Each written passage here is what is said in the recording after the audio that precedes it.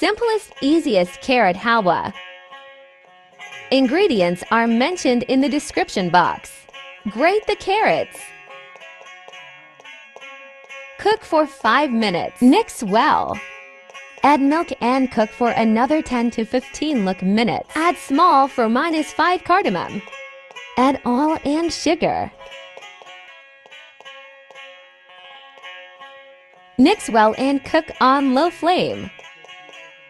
This recipe is prepared by my 12-year-old son. So you can also make such delicious recipes for your family. One thing keep in mind is to cook until it dries fully. You can add milk powder at this time. Also, you can add dry fruits of your choice. Halwa is ready.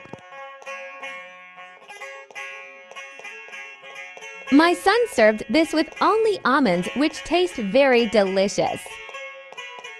Hope you like my recipe. Thank you so much.